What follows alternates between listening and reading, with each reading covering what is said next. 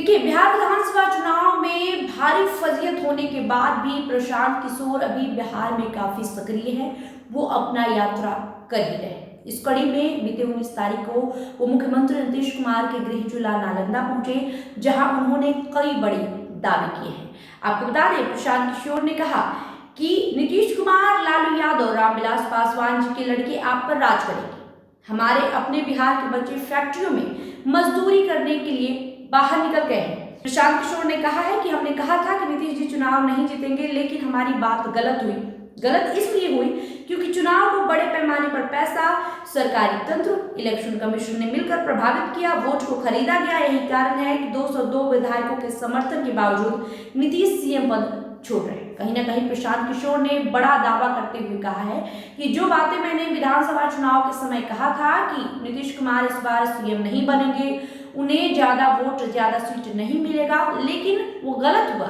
गलत इसलिए हुआ क्योंकि जो एनडीए की सरकार है उसने कई सारे गलत चीजों का इस्तेमाल किया। इसमें इलेक्शन कमीशन की भी मिली भगत रही, बहुत सारे धन बल का इस्तेमाल किया गया और यही वजह है कि 202 सीट एनडीए गठबंधन के खाते में आई। बावजूद इसके नीतीश कुमार अब सीएम पद से इस्तीफा दे रहे हैं। क्या कुछ कहना है प्रशांत किशोर का, आप इस वीडियो में देखिए। निशान राजनीति में आ रहे हैं, उनको खूब शुभकामना।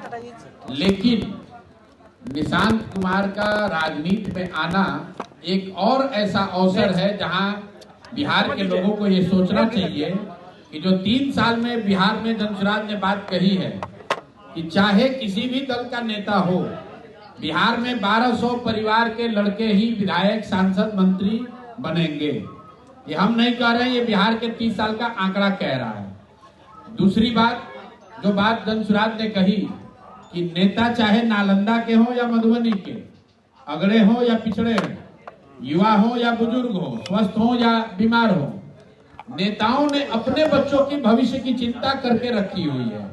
नेता का लड़का नेता बनेगा, सिंहासन पर बैठेगा। बिहार के जनता को अपने लड़कों की चिंता करनी चाहिए।